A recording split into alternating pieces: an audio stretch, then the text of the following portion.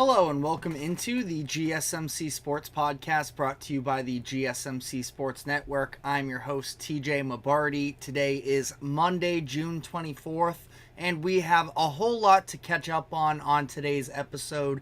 We were out on Friday because we were out at the Celtics Championship Parade.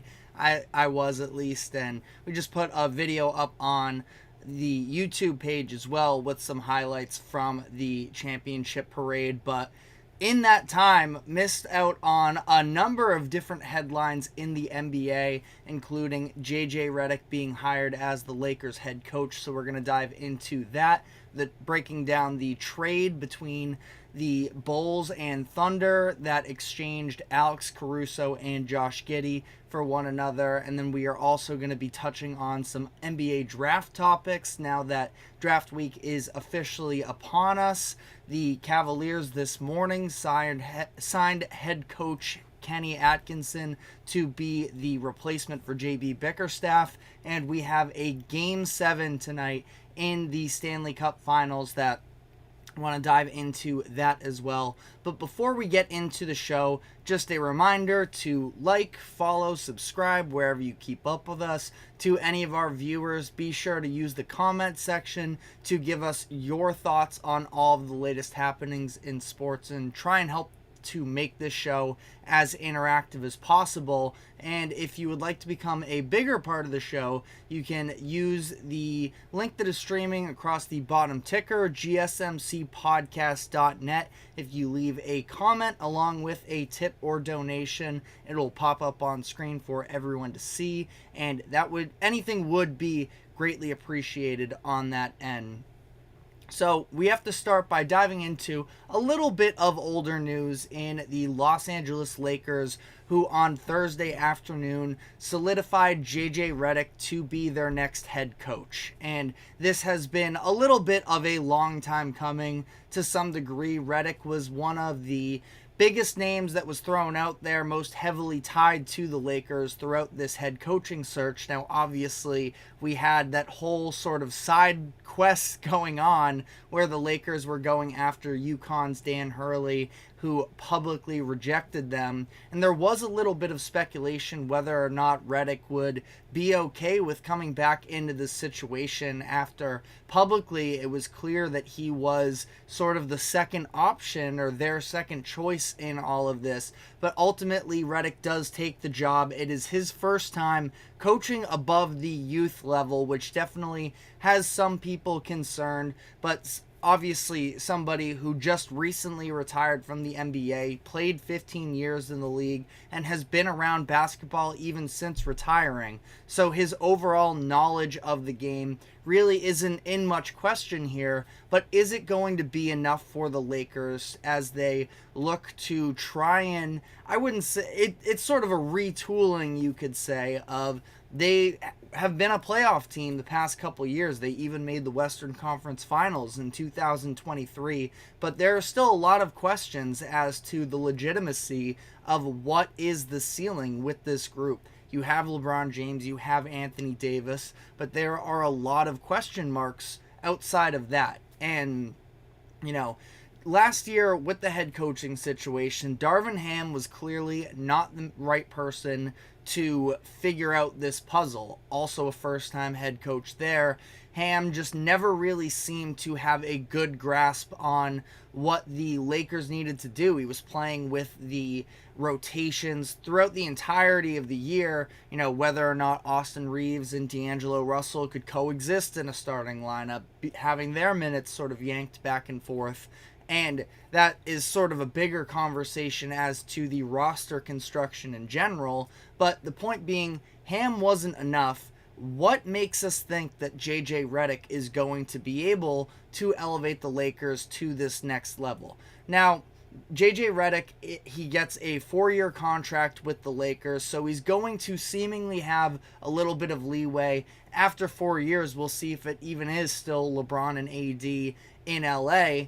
But ultimately, regardless, the idea right now for the Lakers is that they are trying to win this season. And again, I'm curious behind closed doors what those conversations exactly look like in terms of expectations, because I really don't think that Darvin Ham, for as much criticism as he received, I don't think he underachieved necessarily with the Lakers. He was given 2 years. He, both years, a low seed, which is definitely part of the conversation, but made the Western Conference Finals and still made the playoffs the next year. Now, in both of those series combined that they ended up going out in, they only took 1 out of 9 games, so that's not ideal, of course, but again, it's a question as to whether or not JJ can actually change any of those results. Now, what Redick does bring is, I think that respect is going to be something much easier for him to grasp than it ever was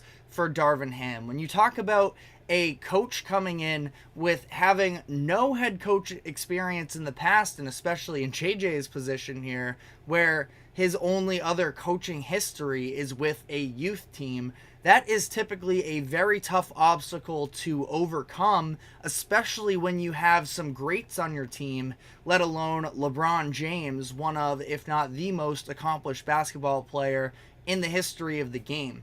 But because of the fact that LeBron and JJ have been doing these podcasts together, it's a little bit of a running joke for the internet. But at the same time, I do think that there's going to be a real respect between LeBron and Redick, where it would be very easy for LeBron to sort of steamroll any first-time head coach and just make it his team.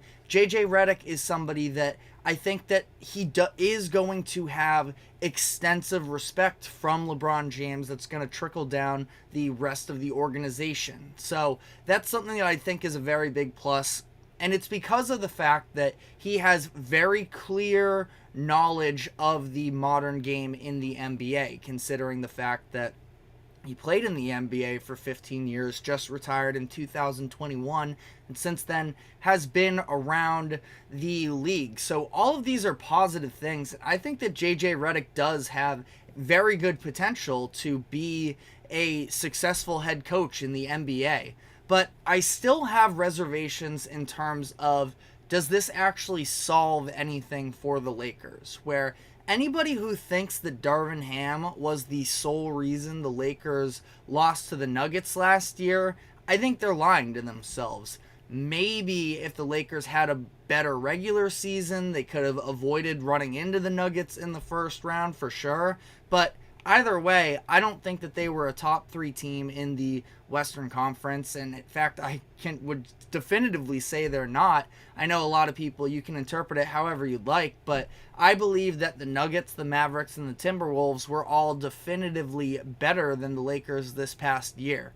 And, when you're talking about the regular season success and how that inflects upon Darvin Ham, the easiest possible path for them in the playoffs would have been probably them losing that first play-in tournament game and ending up as the 8th seed to play an inexperienced Oklahoma City. Now, you can debate whether or not the Lakers would have had, I think the Lakers would have had a chance against the Thunder. We saw the regular season matchups. It was clear that OKC didn't necessarily have the size in the postseason. It seemed like the Mavericks in that Western Conference semifinal series, every big rebound went the other way. So maybe the Lakers could have, come out of the first round possibly and upset the Thunder, but I think that ultimately the Lakers weren't doing anything this season that was going to be that substantial. And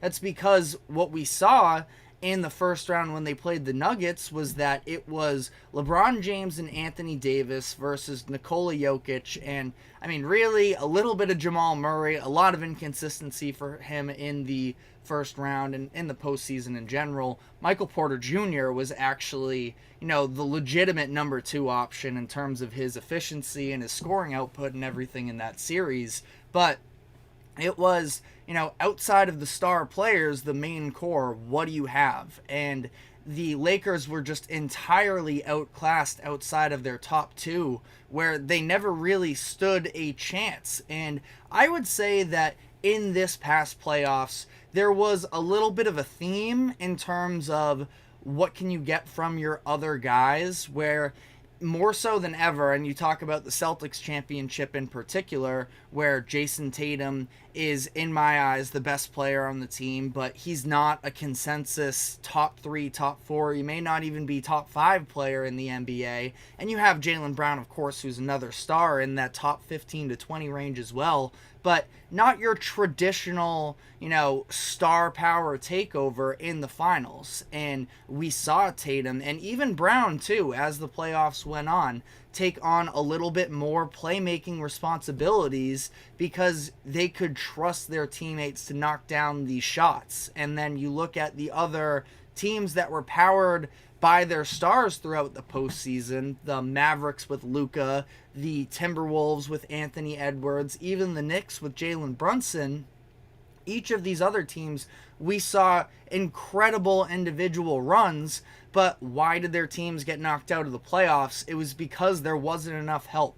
Because, for Brunson and Luka, their bodies were physically wearing down. Anthony Edwards, inexperienced at just 22 years old, he was exhausted, it looked, and mentally fatigued almost as well by the end of that Western Conference Finals, where, I think that when you tie this back to the Lakers, outside of their top 2, what were their real options? Now, Austin Reeves is somebody that I think is interesting because he went from being a little bit overrated when he first emerged onto the scene, and now I do think he goes a little bit underappreciated. He is a good player, a baseline good role player that the Lakers very much need.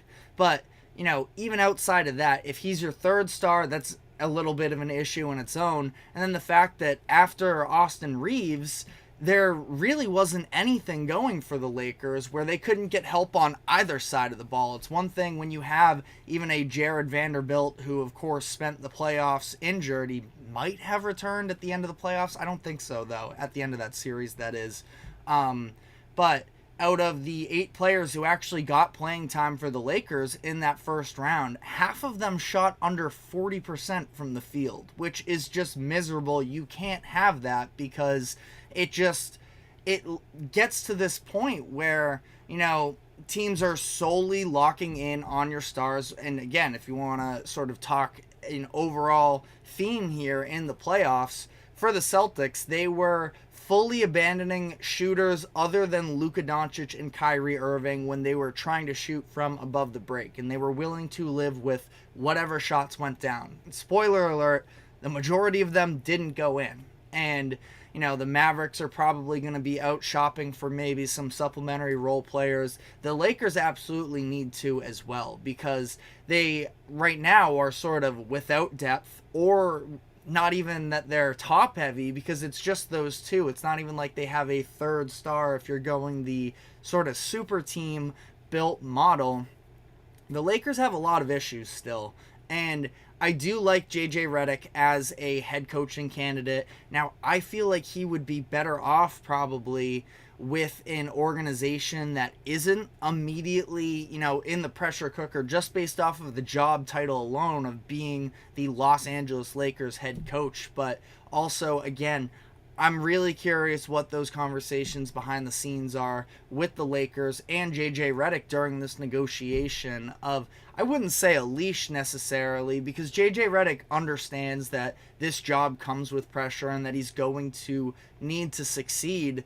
But what were sort of the parameters of him taking this job? What is viewed as an unsuccessful season? Because I look at the Western Conference, and I mentioned the 3 teams that were definitively better than them in the Mavericks, the Timberwolves, and the Nuggets. Then you add in here Oklahoma City is only going to be better next year, I would have to imagine, at least from a playoff standpoint. Number 1 seed last year, which is impressive, but ultimately we know it's all about the playoffs. They have that additional experience, already made a roster move that is going to improve them for next year. I really do think that people have sort of forgotten about the Memphis Grizzlies when they return with Ja Morant and whatever you can get out of Marcus Smart still at his point in his career. They're likely going to go out and look for a big option. If they could get like a Nick Claxton, or if they somehow even find their way into Donovan Clingan in the NBA draft that we're going to be talking about very shortly, I feel like those are, you get a true big man in that locker room as well. I feel like they're going to be a scary team. And you can go on with a number of these different organizations in the West. It is a deep conference, and I struggle to believe that the Lakers are going to be able to fully correct it, but let me know what your thoughts are in the comments section. I would be happy to answer any questions, but we are going to be taking our first break here, and we're going to be diving into some questions around the NBA draft, as the draft week is officially here. We're just a couple days away, so I want to dive into some of the latest buzz on that. So stick with us, and we will be right back after this quick break. I feel like I'm losing my mind. Is everybody in the world blind? Please, Lord, give me a sign, a sign. I feel like I'm losing my mind. Is everybody in the world blind? Please, Lord, give me a sign, a sign. I wanna be the greatest. Everybody on the fake shit. I look around and feel like everybody is the fakest. I make this every day and I'm impatient, hoping one day I blow up from the basement. Statement, the top is so vacant. I don't hear shit that I think is amazing. Waiting for my day when I'm playing. Sold out shows for 1,000 faces. Hey, give me that crown. Get in my way and you'll be put down. It ain't your place, all this my town. If I want that shit, then I'll get it right now. I'm losing it, the noose it fits. Some losing shit, a stupid myth. You choose to live or choose to dip. You choose to fight or lose your grip and lose a gift. Oh. I feel like I'm losing my mind. Is everybody in the world blind? Please, Lord, give me a sign, a sign. I feel like I'm losing my mind. Is everybody in the world blind? Welcome back into the GSMC Sports Podcast, as we are going to be now diving into some thoughts surrounding the NBA draft. It is just a couple days away now. The first round is on Wednesday, the 26th. The second round is on Thursday, the 27th. This is the first year that the NBA has decided to break up the draft day into two separate segments. A little bit of a weird concept to me. Definitely trying to go after the NFL draft sort of sequencing here. I think it's a little bit ridiculous, especially considering the reputation surrounding this draft in particular does sort of hurt the overall appeal of what we're going to see. But at the same time, there's a good chance Bronny James is going to be hanging around when that second round arrives. So there are going to be things that will have content to talk about. But the latest sort of drama surrounding the number one overall pick is that the Hawks have supposedly been unable to get Alex Sarr in for a workout. Sarr, for really specifically around when the lottery happened, Alex Sarr was seen as the favorite to be the number one overall pick. It was seen that way for a while, but Brian Windhorst and Jonathan Givony of ESPN reported that Sarr would actually prefer to play for the Wizards than with the Hawks, and that it's not quite a 2003 NFL draft situation where you have an Eli Manning who's going to refuse to play for one team in particular, but Sarr, who was seen as the number one overall prospect for a lot of this process, he is actively trying to avoid being drafted to Atlanta and end up in Washington. Now, he wouldn't refuse playing for Atlanta, but it's definitely a preferred landing spot, and I would have to imagine that is probably about having the opportunity for himself individually to be able to thrive, where Sarr is, if he ends up in Atlanta, he's playing with Trae Young and DeJounte Murray. The shots aren't necessarily his for the taking. He has to slide into a, third option type role. That's assuming that the Hawks do continue to move forward here with both Trae Young and DeJounte Murray, which it kind of sounds like that might be the case. Now, I've been on record in the past saying that I do believe that they need to shake up their roster of some sorts, but it's neither here nor there. If you are Sarr, you understand that it's probably the majority of Sarr's looks are going to be generated off of Trae Young action, which is nice sometimes. We saw in the past, even Clint Capella, who is definitely on a downwards trajectory at this point in his career, he largely benefited from having a James Harden as he was coming up as a big, and having Trae Young as well, where Harden, I would say more so than Young, did a tremendous job of getting him open looks at the rim, with him being a rim runner, throwing the lobs and such. And Sarr believes personally, as it feels like any NBA prospect should to some degree, feels like he can provide more than just that type of a role. And going to Washington, I mean, we know the current situation around the Wizards. Now, I do think that there are maybe a couple building blocks, the main one being Denny Avdia, who isn't really a number one option in his own right either. So Sarr would get a lot more opportunities in Washington to sort of establish himself during these rookie years, grow as a player, as opposed to being put in a pretty stagnant situation in Atlanta, where we know the Hawks are a mediocre team. Sometimes they look a little bit better, sometimes they look a little bit worse, but ultimately you figure they're going to end up around the 500 mark. And if you're not going to be ultra competitive anyways, Sarr wants to be in a position where he can actually thrive individually as a talent. Now, it's not that the Washington Wizards franchise is this, team organization that has been incredible at developing youth talent over the years, that they've been these great drafters or anything. But at the same time, again, you can't necessarily look at it from that perspective. You just have to think that Sarr is somebody who has been highly touted for the majority of his playing career. He was one of the biggest names in the Overtime Elite League when he played in America briefly in 2022-23, one of those years before going back to France this past year. And now he is sort of come into this position where you still do have questions about some of the shooting upside, but there's at least an idea that on the ball he can be a little bit of an X factor in terms of what he can provide you offensively from that standpoint. And it wouldn't be bad for him, I think, by any means, to go out and just sort of, get those types of opportunities early on in his career. Ultimately, he's going to end up where he's going to end up, but it seems like he might be sliding a little bit more into the 2 spot, as Donovan Clingan has continued to impress just about every team that he's worked out for up to this point.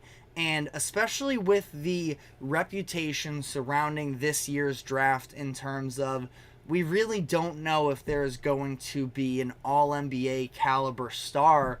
You kind of have to, the way that it's been framed in a couple different ways is that it's almost like you have to imagine the number 1 overall pick this year is the number 7 overall pick in years prior.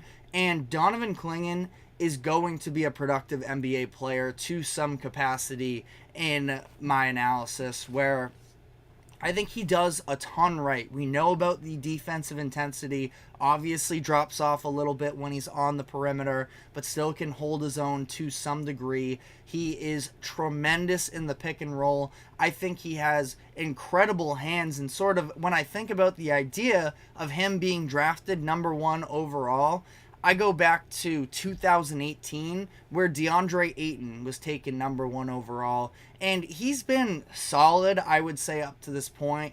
I don't think he's a bust necessarily, because he's a semi-productive, at times he's looked really good, but the issue is that you have the Luka Doncic's and the Trae Youngs being selected after him that make that pick look so much worse. And there's a number of other players in that 2018 draft as well.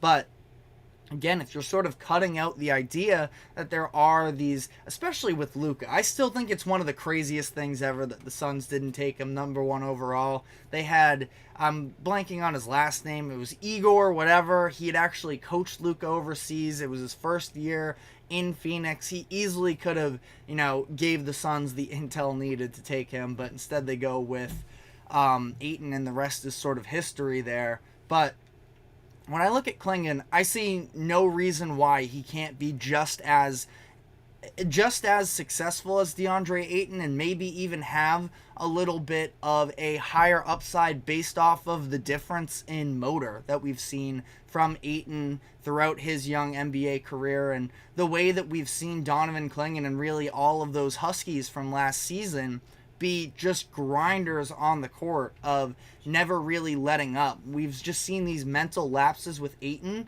that I don't think are going to be the same in Clingan's game. So there really isn't much evidence to support the idea that Clingan can eventually be a stretch 5 in the NBA. Now, who knows? But when you look at the free throw shooting, typically a good indicator of, if there is any upside. Clingan just never even really attempted shots from the perimeter, so, we'll see whether or not that does ever come into play. I wouldn't count on it, but I also wouldn't let it hold me back if I am the Hawks in terms of trying to make a run here at Clingan, and that's anybody that needs a big man, especially, again, I mentioned, the Memphis Grizzlies, who are going to be at the top of the draft order. It's going to be, I would say, definitely out of range here, but if the Thunder were to be able to package some stuff and move up to get Donovan Clingan, I think that there are some really good fits there, and Clingan is somebody who can succeed in a lot of environments. Now, is he ever going to be a 20-point per game scorer? I wouldn't bank on it, but again, it's interesting when you combine this number 1 overall draft status in comparison to, this year as it is to years prior. I think you're just going to have to take it with a little bit of a grain of salt, but it definitely sounds like Clingan is moving up the boards, and he's been massively impressive in these workouts up to this point. And then the last report, I guess we're going a little bit big man heavy today, that I wanted to touch on was that the Ringer reported this morning that Zach Edey could be taken with the 7th overall pick to the Portland Trailblazers, which I find to be another very interesting situation. And you have to keep into perspective all the things we just talked about in terms of there very likely is not a superstar caliber player in this draft. Now, I still feel like for the Trailblazers, they have a lot of unknowns. Anthony Simons is a great guard. They have Scoot Henderson as well. So ideally, you think you have your backcourt of the future. But even there, some unknowns, probably more so with Scoot than there is with Simons, even though Simons' injuries are definitely becoming a little bit of an early theme of his career up to this point. You have a lot of openings on that team, and I do think that there are more impactful players than Edey that are going to be available at number 7. Now, Edey can probably carve out a role for himself. I don't think that, this idea that he has no skill, I don't subscribe to that, but I don't fully see how it translates to the NBA, and I would have hesitations there. Edey being a lottery pick, I can name 10 prospects that I like more than him, so I don't feel great about it, but again, you do have to understand that if there is a role that he can hold, even if it's talking about just somebody who can consistently be a backup big man for, a decade, that might be what you're shooting for here with the number 7 overall pick, considering that there is not a, top consensus tier of players who are going to be massively impactful. But we're going to definitely come to you with some mock drafts as the week goes on here. I just wanted to give some thoughts on the very latest buzz, but we do have an actual definitive trade that we have to dive into, where last week we saw Alex Caruso be traded for Josh Giddey as the Bulls and Thunder came to a deal, and I have some thoughts on it that I don't know necessarily if it's reflected by the general consensus in terms of whether or not the Bulls were fleeced. So we are going to be diving into that, but first a quick break. Don't go anywhere. We will be right back. Looking for your daily fix of sports talk without having to pay for it? GSMC Sports Network is available on YouTube. Just search GSMC Sports Network. Get your fix of daily sports talk shows on YouTube, absolutely free. NFL, college football, NBA, MLB, MMA, UFC, fantasy football, and so much more. GSMC Sports Network has shows running all day long, with new sports shows starting every 2 hours. Just like on your favorite cable sports channel, except GSMC Sports Network is absolutely free. Just search GSMC Sports Network on YouTube to catch one of your new favorite shows, like the GSMC College Football Podcast, Chip Shot Football Podcast, Hoops and Heels Women's Sports Podcast, GSMC Basketball Podcast, and so many more. Check it out for yourself. GSMC Sports Network, now available on YouTube absolutely free. Search GSMC Sports Network on YouTube right now. Welcome back into the GSMC Sports Podcast. The trade broke last Thursday that the Chicago Bulls finally, after years of stagnancy, are making a move, and yet still not a lot of excitement surrounding what took place for Chicago. So this took place on Thursday afternoon. It is just a 1-for-1 deal. The Thunder are sending Chicago Josh Giddey in exchange for Alex Caruso. And when this broke out, immediately everybody on social media started killing the Bulls for this deal, considering the fact that they are buying in on Josh Giddey after his value is never been lower since he entered the NBA, and I think he was the 2021 draft, the 6th overall pick. And in exchange, they gave up a fan favorite role player in Alex Caruso, who has had back-to-back all defensive seasons. Not to mention the fact that Caruso, at age 30, showed that he has some maybe offensive, at least he's improving on his offensive upside, averaged a career high in points per game with a career high field goal percentage. So again, a 1-for-1 deal here. I do think that, considering the fact that Oklahoma City has all of this extra draft capital, people were really mad that the Bulls couldn't get any sort of draft compensation in exchange for this deal, when ultimately, I do think when you look at the two player profiles, it didn't necessarily warrant an extra pick alongside a young piece for an older player in Alex Caruso, who is going to be on an expiring contract this year, and they're going to have to pay right away. But again, the fact that the Thunder have all of these extra draft picks make it seem like maybe the Bulls should have gotten something there, at least somewhere in the negotiation process, get even a second round pick in there. But that is probably an unfair way to view this.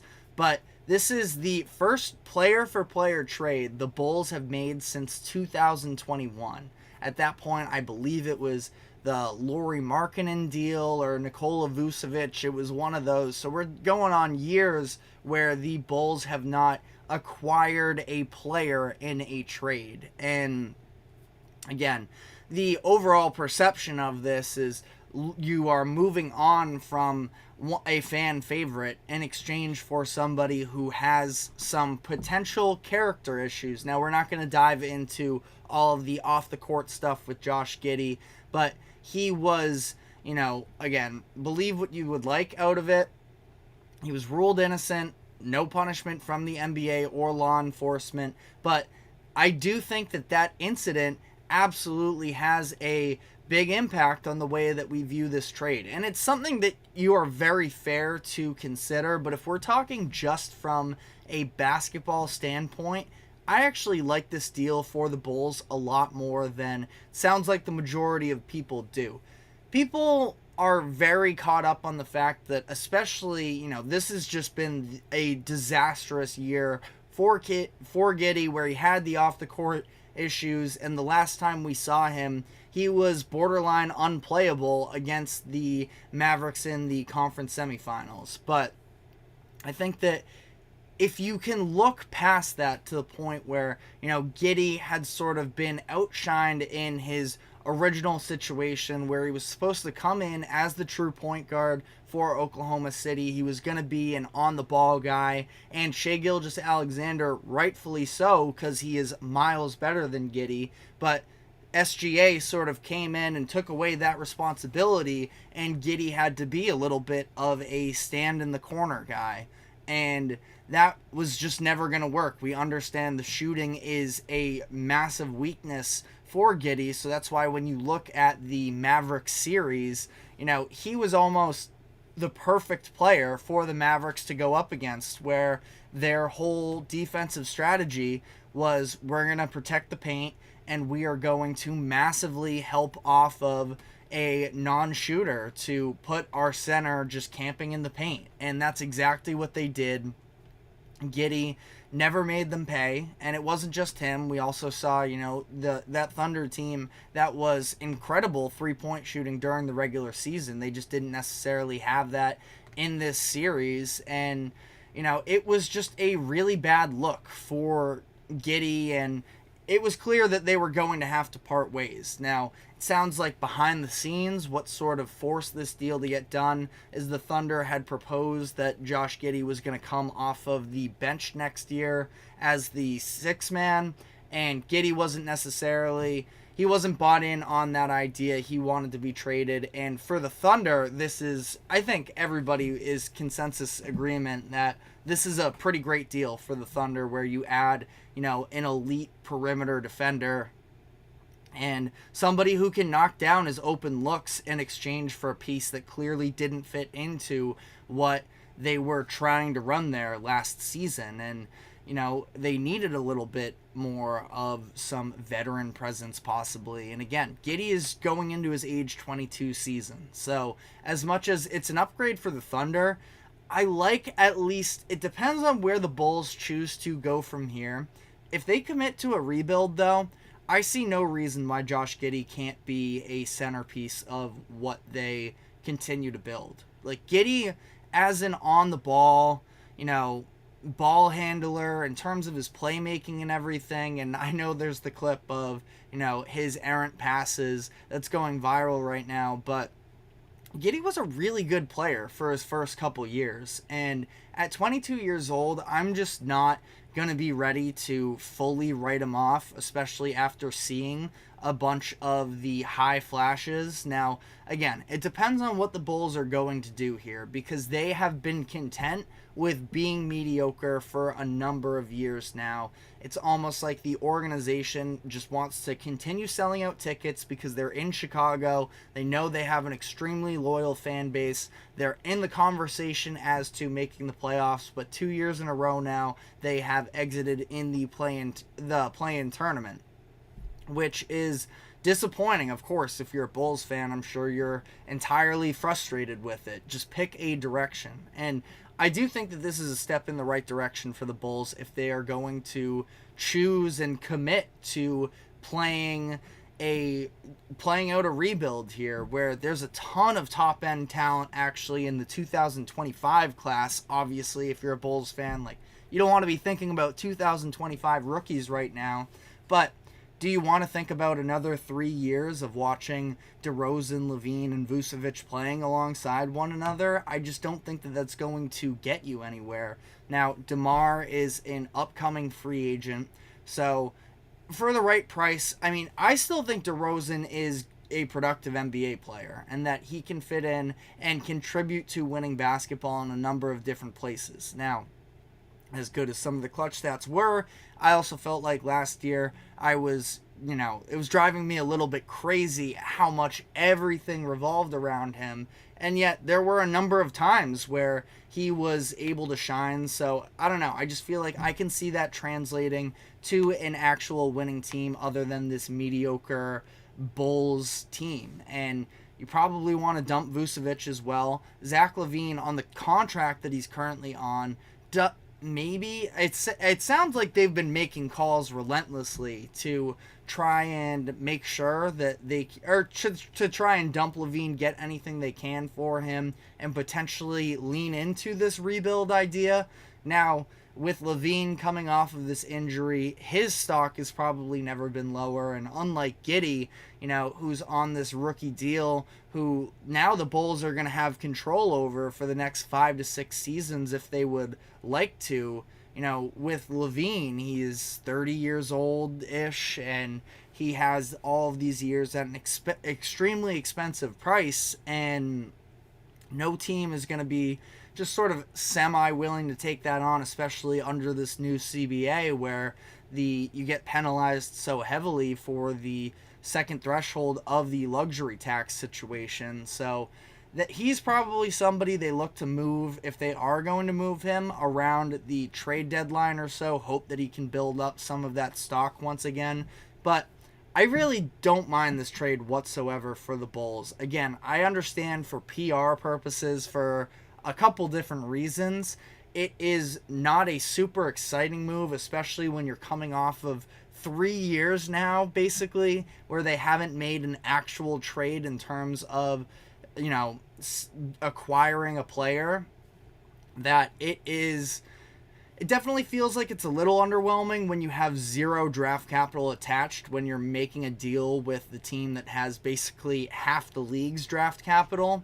But still, I stand by the Bulls just need to pick a direction. And Josh Giddey, if that's your rebuilding plan, I really do think that there is something there. Now, how he's going to fit in with Kobe White, Ayo Dosunmu, is definitely a question there, because there's a number of, semi-talented guards there already. And again, I'm not saying that the full blueprint is laid out in front of us yet, but if the Bulls can actually pick a direction here, and I'm not saying they need to entirely blow up the whole thing, if things end up working out there, I mean, we've seen Giddey play winning basketball before, and so be it, but they need to actually find a way to, get out of this sub 500 pattern where they are just going out in the play-in tournament and kind of putting their fan base through it, because the Chicago Bulls organization should be more than that. And I think it's fun when they are relevant, but that just hasn't been the case in a number of years now. And I think that this is maybe the right step. As for the Thunder, very quickly here, like I talked about, I'm definitely a fan of this deal for the Thunder. I think he plays in perfectly to what they're trying to do. They're a team that, yes, they're young, they can shoot and everything, but it is the switchability that they have and the number of different defenders they can put out there. No weak spots, sort of built similar to the Celtics. You bring in Alex Caruso, and maybe he's a little bit older than Derek White when the Celtics traded for that, but that's kind of the similarity here where you can point to that. I think he's going to be excellent for OKC, and the Thunder, I still feel like they are probably a move or two away from being, favorites in that Western Conference. I think that they need to address the big man position one way or another, at least to have a backup option behind Chet, but I am definitely sold on what that organization is doing, and also considering the fact that, for whatever it's worth, they didn't give up any picks. They didn't necessarily get bullied into, oh, well, you have all these picks anyways, just throw one in there with it. That's not how this works. Sam Presti is one of the best general managers in the NBA, and I thought they made out really well yet again. But let me know what your thoughts on that are. We're going to be moving on to a hire that took place this morning. We talked about JJ Redick to the Lakers earlier in the show. This time it is the Cleveland Cavaliers who have just hired their replacement after firing JB Bickerstaff at the end of the playoffs this year. So we're going to be diving into that. Stick with us and we will be right back. Don't go anywhere.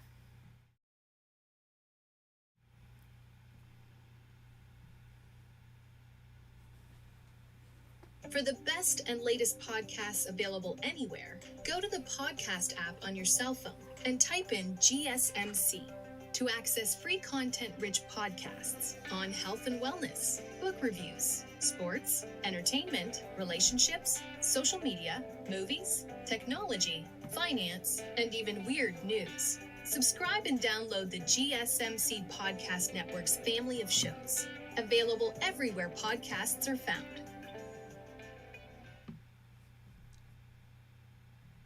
Welcome back into the GSMC Sports Podcast. As we mentioned earlier in the show, we talked about JJ Redick being hired by the Los Angeles Lakers. This morning, we got word that the Cleveland Cavaliers are hiring Warriors assistant Kenny Atkinson to be their next head coach. They had just fired JB Bickerstaff after the team lost in the Eastern Conference semifinals, and now they are bringing in somebody who does have a little bit of experience. Atkinson was with the Brooklyn Nets as their head coach from 2016 to 2020. He ended up getting fired right before that the COVID situation kicked in and everything, and since then he has been serving as an assistant with the Warriors. Now, he actually almost was signed by the Hornets. I think he briefly agreed to be their head coach after he was fired there, and then ultimately he backed out of it.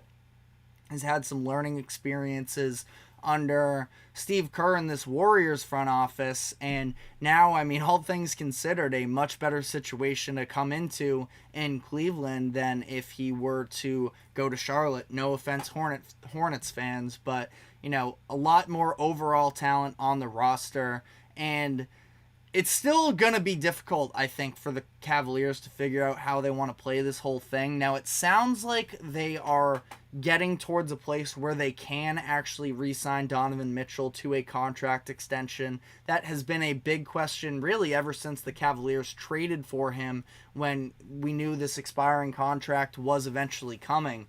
But The Athletic reported that they are confident that they're going to be able to re-sign Mitchell. They have a 4-year extension for him worth $209 million on the table that they believe is going to be enough to get him to stay. And that would obviously be massive for the Cavaliers, where Mitchell, I mean, we saw the types of performances that he was putting on last year to get the Cavaliers even to where they were in the second round.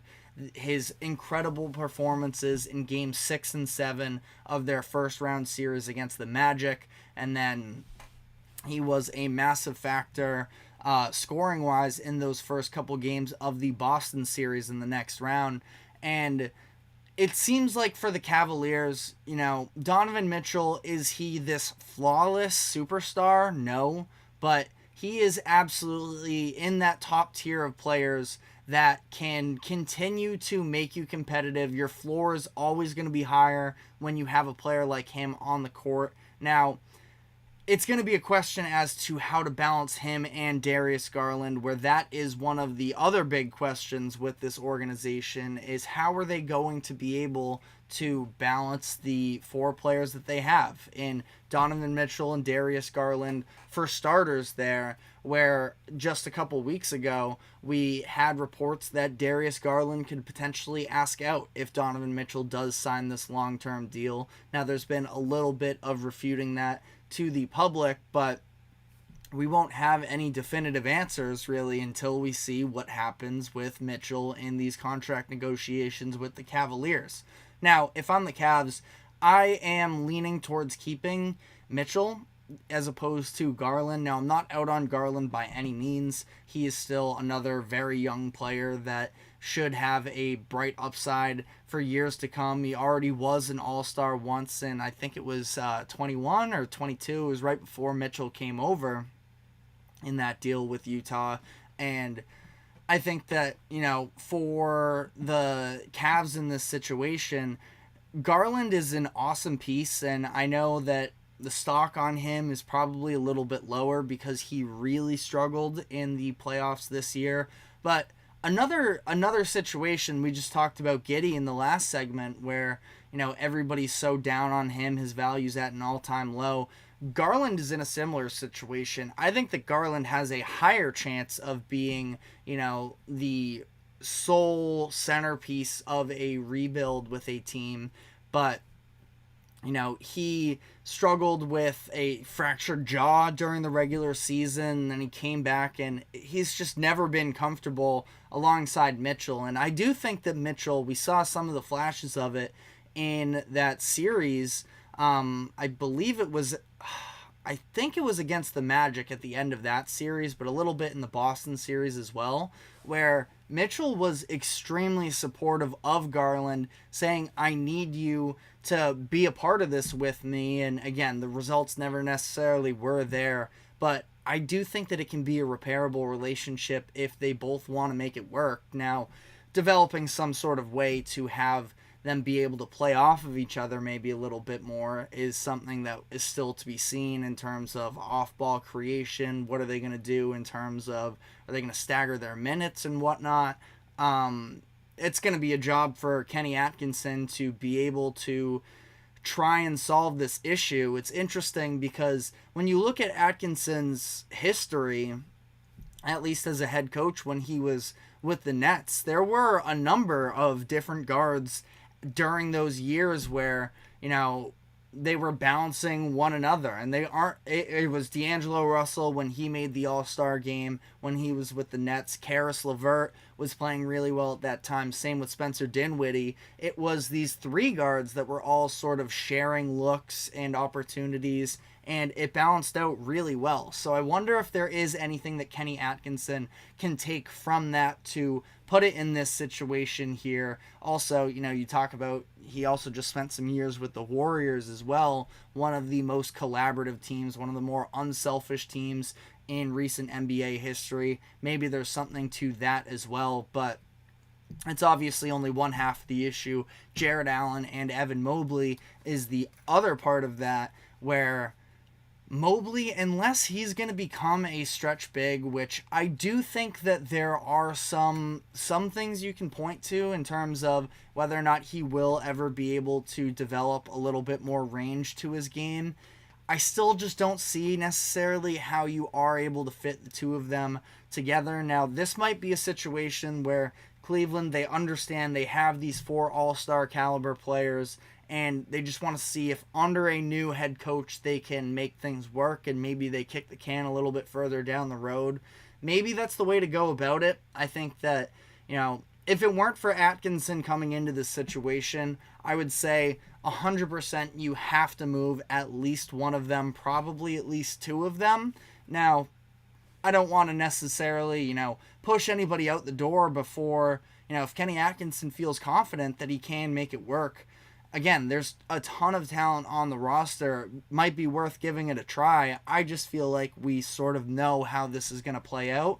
So maybe it's a trade deadline situation as well. It does feel less likely that if Donovan Mitchell is able to get this contract extension done, which the Cavaliers think that they can, that this is probably going to be mostly the makeup of what the Cavaliers are going to run into next season with. And again, I don't know if necessarily that is the right move. You let me know in the comments section whether or not you agree with it or not. But it is interesting to say the least. And I think that ultimately Kenny Atkinson's a good hire here, where I thought that they were going to end up with Borrego. But again, having somebody with who's been desirable for a number of years from a head coaching standpoint, has experience and, you know, has had some successful seasons on his own, and has also been a part of a championship winning organization when he was with the Warriors in 2022. Definitely not a bad thing to have here for Cleveland, so you got to respect that. Now, this does leave, I could talk more on the Cavaliers here, but I feel like we've done that a number of times throughout this offseason so far, and I'm going to try and limit those conversations until we actually get some new developments there. But this does leave the Detroit Pistons as the only team left with a head coaching vacancy. They came to the party a little bit late as they waited until after the finals to fire Monty Williams, and now they are coming into this head coaching search. You know, for them, I do think that there are a number of interesting candidates that are out there for them. I think I saw that they chose to interview Sean Sweeney the other day over the weekend. That might have been something that they looked into. That was a name that I mentioned the other day last week when we talked about this coaching search. Sweeney with the Mavericks for the past couple years, top assistant there. Could be interesting. But, you know, ultimately here for the Pistons, they can take their time in this decision now. There are going to be a lot of sort of more veteran options out there, I would say. And, for them, they're still so far away from being able to contend, but I've said it before. I think that they do have legitimate cornerstones available to them. Cade Cunningham, Jaden Ivey, Jalen Duren, plus whatever you can get out of an Asar Thompson. And, now they have the 5th overall pick in this draft too, whether they choose to actually use it or go out and try and bring in some veteran talent as well. They have at least, I think, a path where they can be back to not winning 14 games, to say the least, but back to, semi relevance in the coming years. But let me know who you think they should go after in the comment section. We're going to be taking our final break of the show, though, and when we come back, we're going to be switching some gears into the NHL. We have the 2 best words in sports taking place tonight, Game 7. The Oilers trailed 0-3 in the series and are now back in Florida for this final showdown. So we're going to be diving into that after this quick break. Don't go anywhere. We will be right back.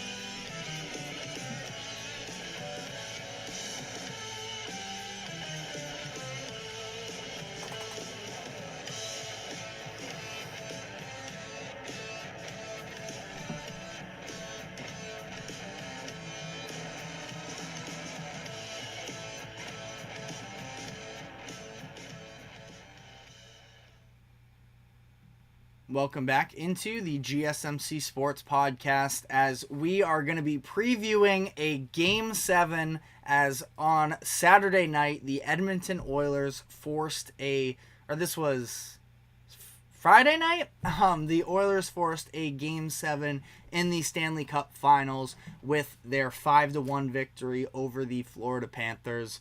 And this has just been so much fun to watch unravel, as the Oilers were down 0-3 in this series. Of course, we had 2 pretty uncompetitive series, it seemed like, in the finals between this Stanley Cup Finals and the NBA Finals. And instead, this series has turned on its head. Sergei Bobrovsky finally looks like a mortal once again, and the Oilers have been able to rattle off 3 straight wins. I would say, in a brief standpoint, the difference in goaltending has been the biggest change here, where I defended Stuart Skinner through the first handful of losses as well, but it did seem like for Skinner, who was somebody that was getting very heavily questioned throughout his postseason run with the Oilers, that he was the main reason why I chose to go with the Panthers over the Oilers, is because there was just a level of unknown with Skinner,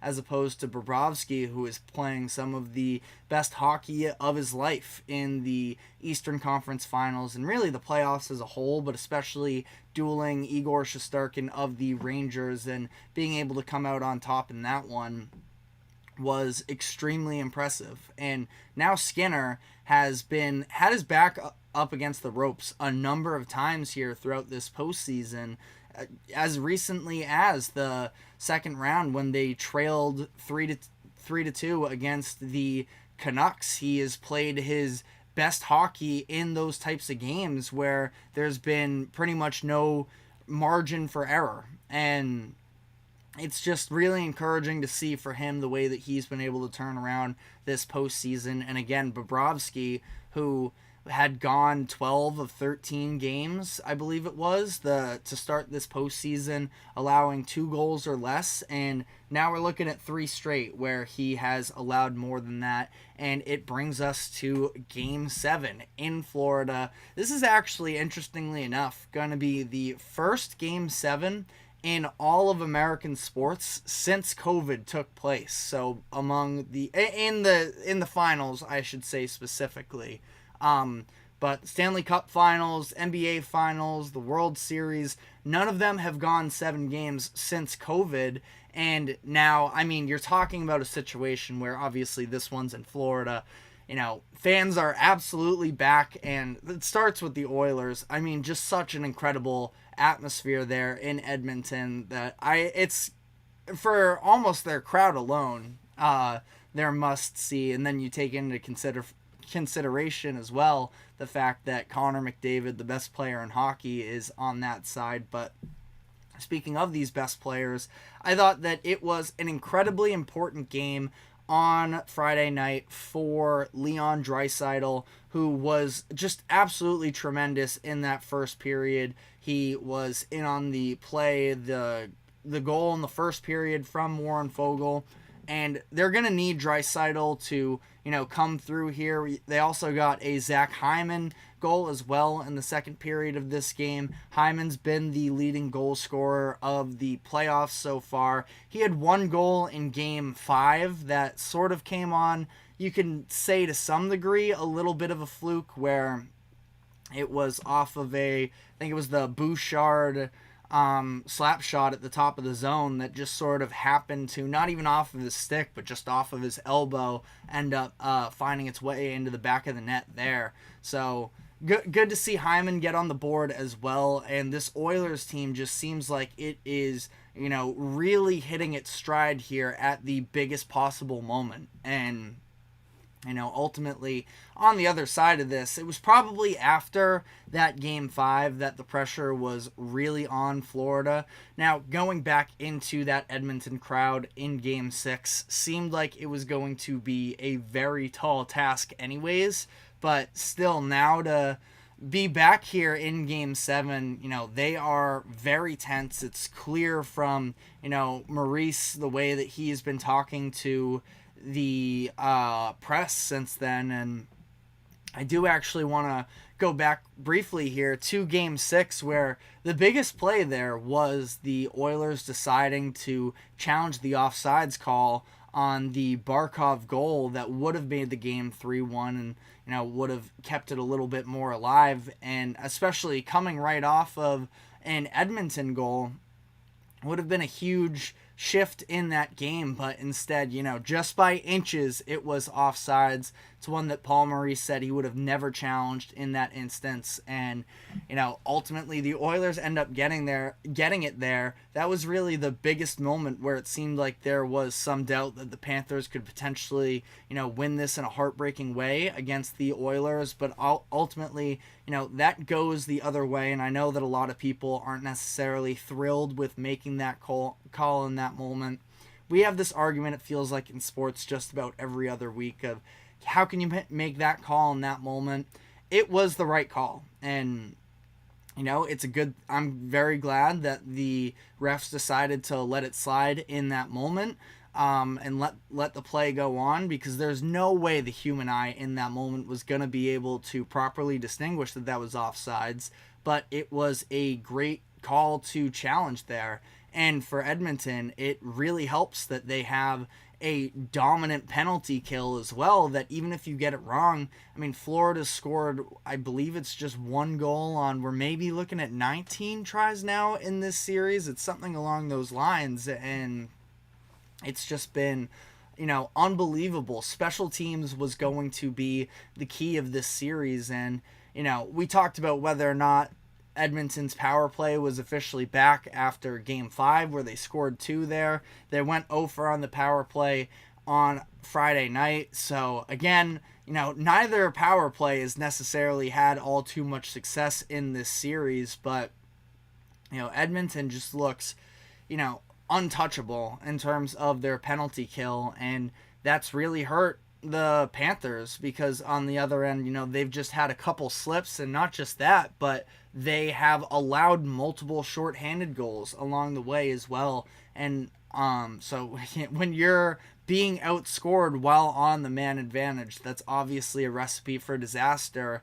And I think that it's going to take some, heroics on the power play to try and, flip this thing tonight. But really interesting to see. Odds are even right now between these two teams, so you can go on the majority of sports books, and that's what you will find. And ultimately, it's a pick'em at this point. And the fact that McDavid was held with 0 points in Game 6, and they were still able to, semi-handedly win that game, obviously benefit from a couple empty netters in the third period that makes the score look a little bit more out of reach than it initially, it was for the most part in this game. But, McDavid chasing these records feels like now at this point, breaking the Gretzky record of 47 points in a single postseason is off the table. But again, that was never top of the mind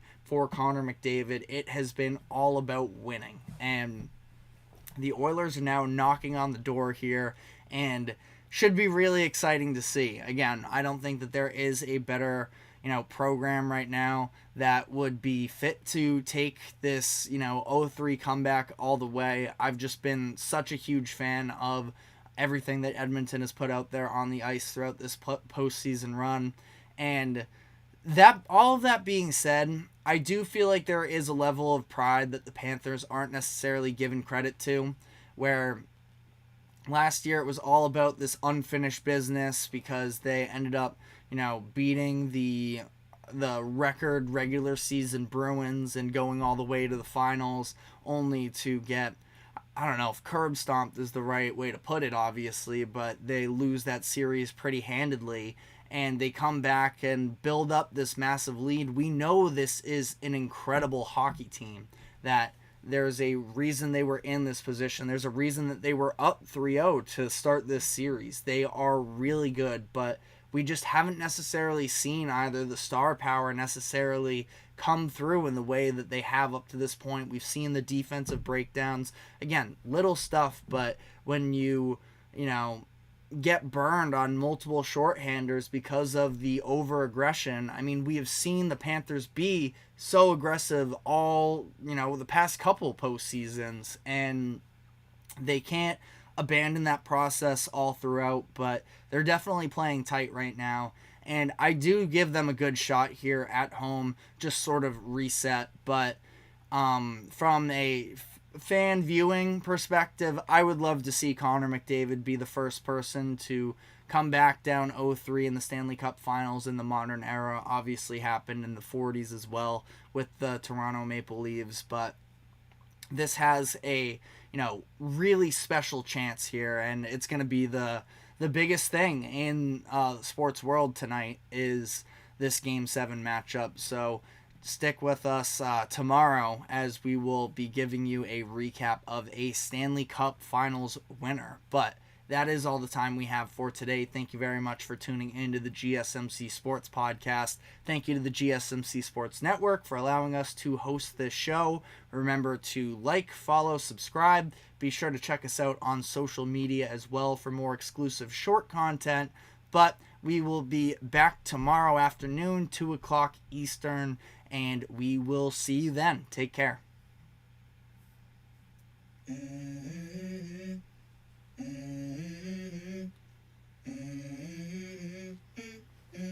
Let's go. I wake up to a little bit of drool on my pillow, feel like it's gonna be a bad day. Yeah, I'm tired of shit, and the coffee ain't hit yet. Damn, ain't that great.